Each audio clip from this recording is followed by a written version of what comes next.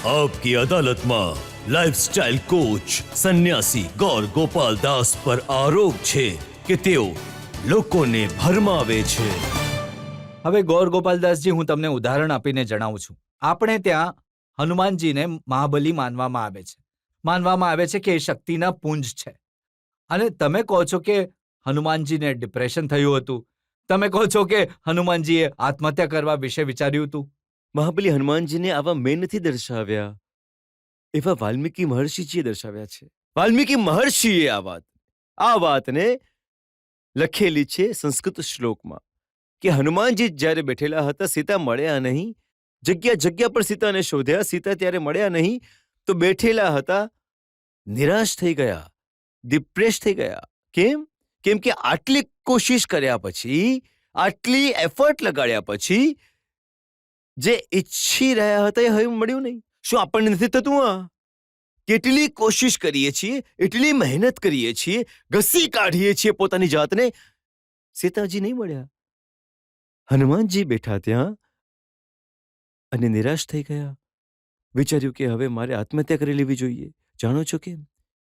કારણ કે કયા મોઢે જાઉં પ્રભુ શ્રી રામની પાસે, કયા મોઢે જાઉં સુગ્રીવજી પાસે, જેમણે આ કાર્ય મને સોંપ્યું હતું?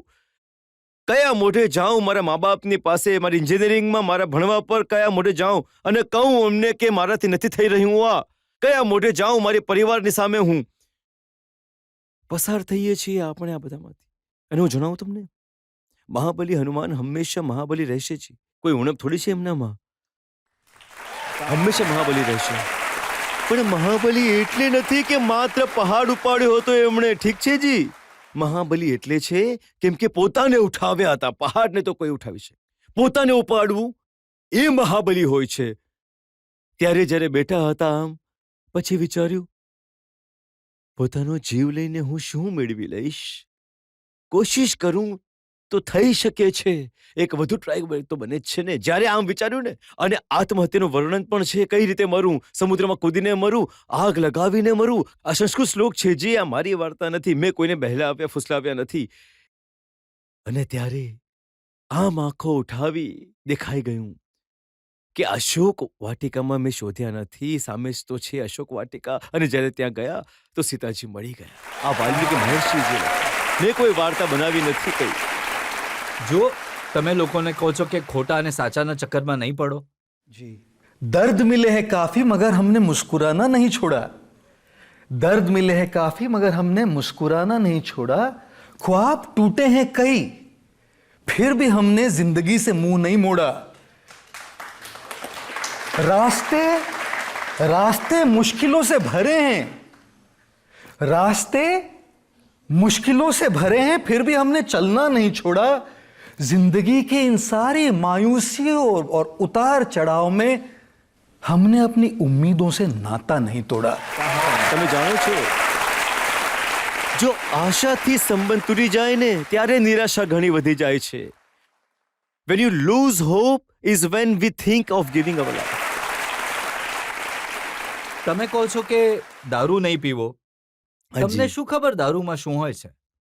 એક દારૂડિયો ઘણો દારૂ પીવે છે અને એક મંદિરની સામે પસાર થઈ રહ્યો હતો, અને દારૂડિયાએ મંદિરની પૂજારીને પૂછ્યું, કહો સૌથી મોટું કોણ?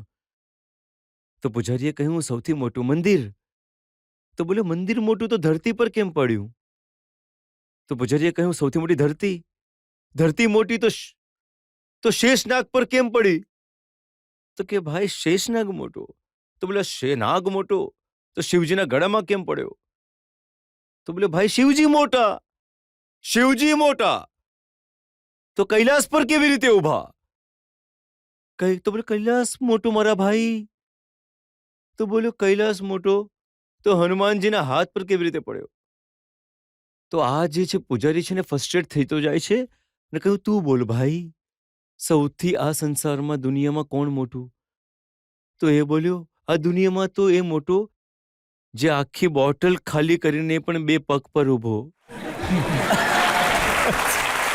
આ જે જોક છે, આ બીજો છે, આખો વાયરલ થઈ ગયો હતો, એની પાછળ પણ એક પોઈન્ટ હતો ભાઈ। તો લોકો કહે છે ને कि नशा शराब में होता तो नाचती बोतल।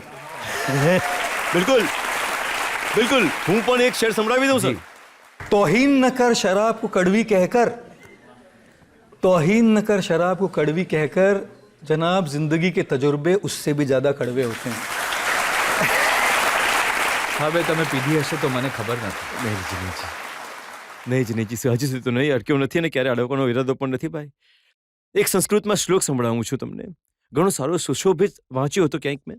नैवं पश्यति जन्मांधः कामांध नैव पश्यति मदोन्मत्त न पश्यन्ति अर्थी दोषम न पश्यति. આનો અર્થ નૈવમ પશ્ચંત જન્માંતિ, જે જન્મથી નેત્રહીન છે એ જોઈ નહીં શકશે, ફિઝિકલી જોઈ નહીં શકે.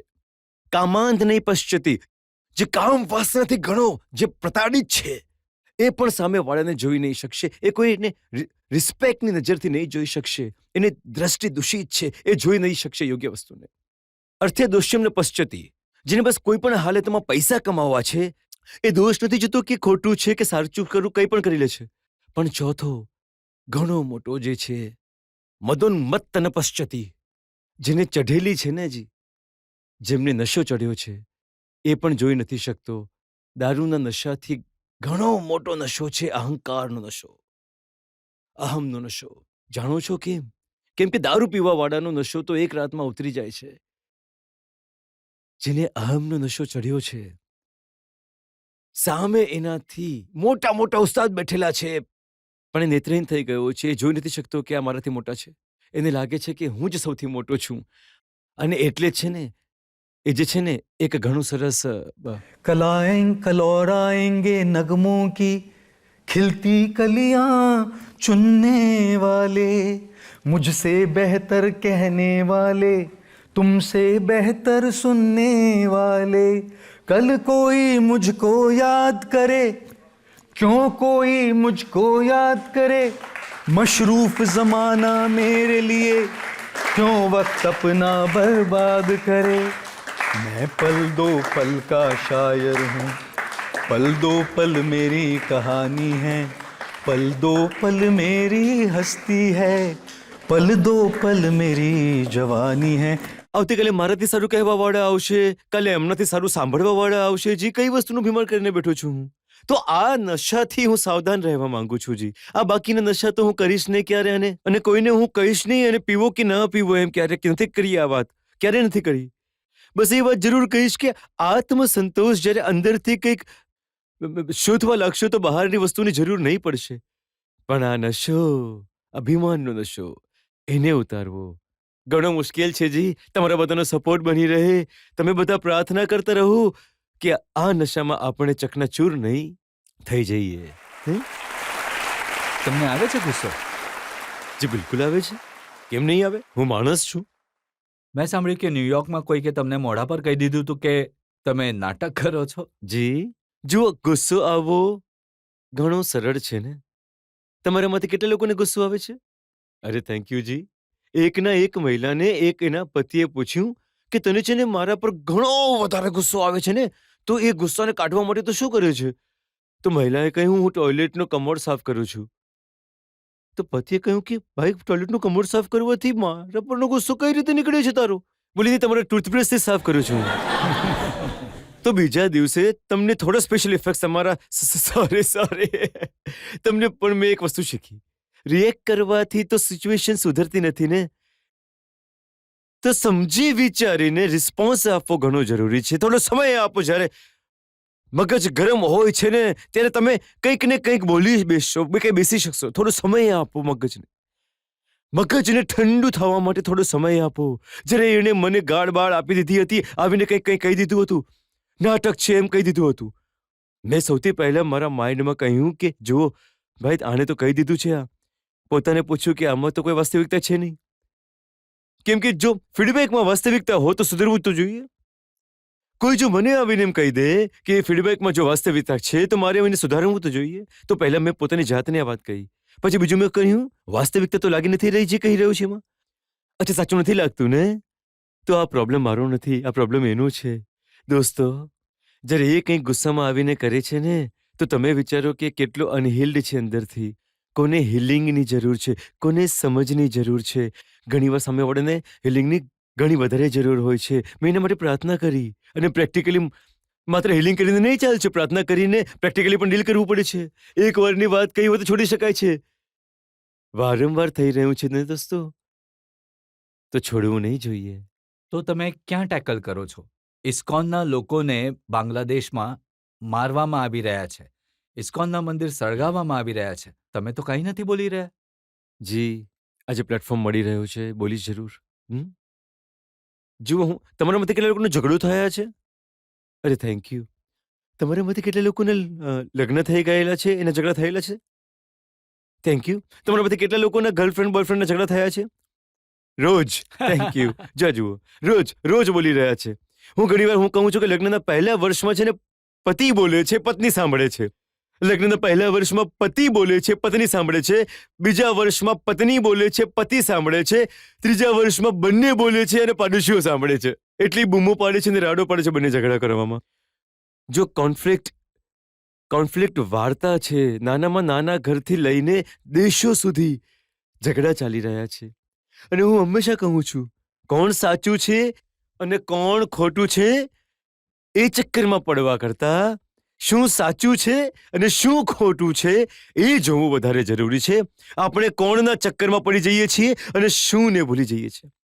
અન્યાય જ્યાં પણ હોય, અન્યાયની વિરુદ્ધ અવાજ તો ઉઠાવવો જોઈએ. Don't talk about who is right and who is wrong. Talk about what is right and what is wrong. Is violence right? Is killing right? No. Is taking away people right? Right right? No. તો હું કેમ બોલું કોણ સાચું છે ને કોણ ખોટું છે? આખું વિશ્વ નહીં જોશે કોણ સાચું છે ને કોણ ખોટું છે.